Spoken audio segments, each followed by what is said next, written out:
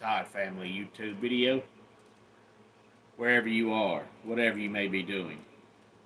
Thank you so much for making Ref Brandon and the Todd Family part of your day. We always greatly appreciate it, or in this case, part of your night. It's almost 9:30 on the East Coast on this Monday night. I wanted to come on here and talk some college football because the new AP poll came out yesterday. So you've had about 36 or 40 hours to look at the poll and see what you think, because people always have a ton of thoughts on the poll.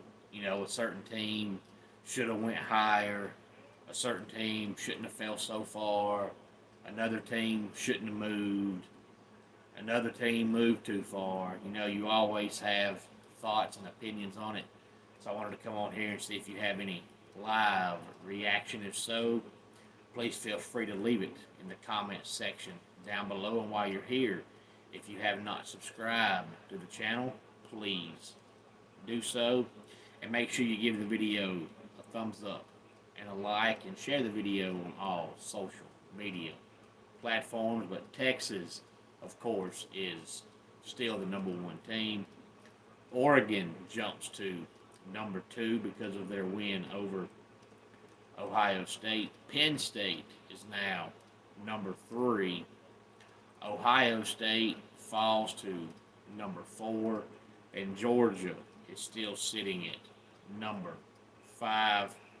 Miami at 6, Alabama 7, LSU 8. Iowa State jumps up to #9, and Clemson rounds out the top 10. The team who is getting worse by the week on offense, Tennessee, sits at #11. Notre Dame, BYU, Texas A&M, and Boise State round out the top 15. And we have Indiana, #16, Kansas State, 17, Ole Miss, 18, Missouri, 19, and Pittsburgh rounds out the top 20. They're 6-0 for the first time since, I guess, the 80s.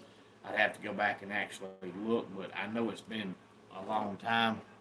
Hey there, Goku Black Rose. Glad to have you here. We're just talking some college football AP poll. SMU 21, Illinois 22, Army 23, Michigan 24, and Navy rounds out the top 25.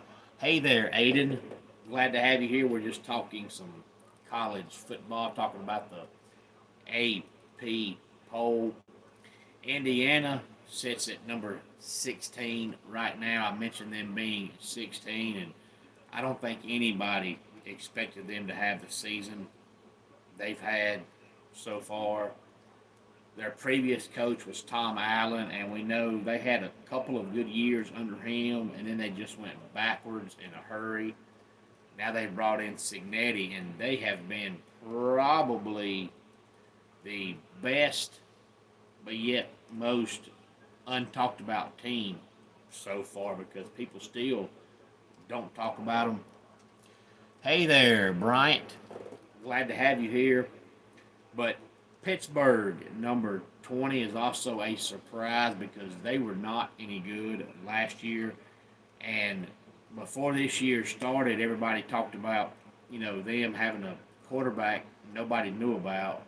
And it looked like their defense was going to be down this year. And Pat Narduzzi is a defensive-minded coach. But their defense has slowly gotten better as the year has progressed. But their offense has been really good. And they play Clemson coming up next month. And that might be 2 top 10 or top 15 teams, depending on what happens between now and then. But it should definitely be a good game, regardless of where, the teams are ranked at. But Tennessee's got to find an offense and find an offense in a hurry because they play Alabama this week and they've got Georgia coming up in a couple of weeks.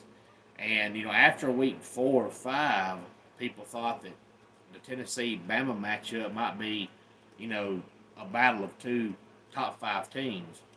And then Bama looked like the best team you ever seen in that first half against Georgia. And then ever since then, they've been average at best. And Tennessee's offense has just gotten progressively worse as the year has gone on. Their offense right now is all Dylan Sampson. If he somehow has a bad game or gets injured, Tennessee's in deep, deep, deep doo-doo. You are a Tide fan. Well, glad to have you here, no matter who your team is. Glad to have you here. And Alabama's been Jekyll and Hyde. I talked about this in my college football video, I believe, on Saturday night. But in that first half against Georgia, they looked like the best team in the history of football. And then ever since then, they've looked like dog doo-doo. But before the Georgia game, even against South Florida, they didn't look good. So I don't know what happened in that first half against Georgia, but if they could play that way every week, they would never lose. But outside of that first half against Georgia, they've just been average all year long. The shocking thing is it's been mainly their defense. I mean, their defense has been absolutely hideous. And it just goes to show that it don't matter how good you are, if you lose enough key players, you're going to struggle. And they lost, in my opinion, their best 3 defensive players, 2 to the NFL, 1 transferred to Ohio State. And you can tell this year because their defense is not good at all. Hey, Marcus, glad to have you here. We're just talking some college football, talking about the AP poll. I'm great, Marcus. Every day is a good day to have a good day, and every day is a good day to be a Clemson Tiger fan. So if Alabama could bring back that magic they had in that first half against Georgia, they'll be okay. But they've got to find it and find it in a hurry because these last 2 games, they have looked awful. But a couple of weeks ago, I would have picked them to lose to Tennessee because Tennessee's offense was looking so good and Bama's defense is so bad. But now all of a sudden, Tennessee's offense doesn't look so hot. So as we sit here on this Monday night, if you ask me right now who wins Saturday between Tennessee and Bama, I'm going to say Alabama. But that's just because Tennessee can't score. And even though Alabama's defense has struggled, and it has struggled mightily, Tennessee can't score. If you can stop their running back, they're in trouble. Nico just looks like he's lost his confidence. He looks indecisive. He looks undecided. Even on the running plays, he looks like he doesn't know, do I want to run? Should I run? How can I run? How do I run? He just looks like he's lost. I don't know what's happened, but he looks lost. And outside of Squirrel White, they can't throw the ball. And their offensive line is not good at all. So as of right now, I'd say Bama beats Tennessee. But a couple of weeks ago, I'd have said Tennessee wins that game because when the year started, their offense looked really good. And then the second half against Oklahoma, something happened. And ever since that game, their offense just has not been the same. I don't know if it's Nico lost confidence, if it's Heupel doesn't have confidence in their offensive line, which if he doesn't, I can't blame him. I wouldn't either. They couldn't block hot butter. But without an offense, Tennessee's not beating Alabama. So right now I say Bama wins that game Saturday. And if it does, Tennessee's season is not over, but your playoff chances are pretty much over because unless you find an offense in a hurry, you're not beating Georgia either. And if you lose to Alabama and Georgia and you go 9-3, but your best win is, I really don't know, maybe Oklahoma, because NC State's not as good as they were supposed to be. Florida's terrible. Vanderbilt is, well, they're Vanderbilt. So since Oklahoma's down and NC State is not where they were supposed to be, if Tennessee goes 9-3 and your best win is maybe Oklahoma, there's no way you go to the playoffs. So Tennessee needs this win Saturday bad, but they better find an offense in a hurry.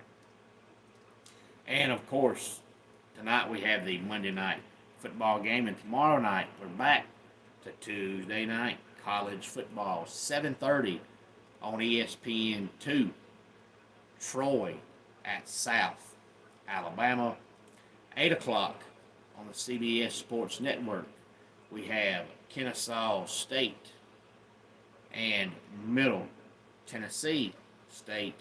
And then at 9 o'clock on ESPN U, we have Louisiana Tech and New Mexico State.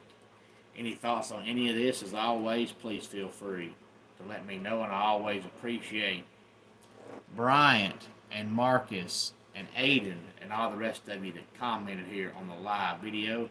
I enjoy reading your comments. It's a lot easier when you do the video live because you ain't got to go back later and see, hey, do I have any comments? Because if you had comments, they were left during the live video. But when I do a recorded video, I always make sure I go back and respond to any comment that I get. But let's go ahead and get our dad joke of the day in here. I did a little mechanical work today. I put a rear end in a recliner. And that does it for today's Ref Brandon and the Todd Family YouTube video. Until next time, it's Ref Brandon saying, just like in pro wrestling, life can be over by the count of 3. Tell your friends and family how much you love them. Bye.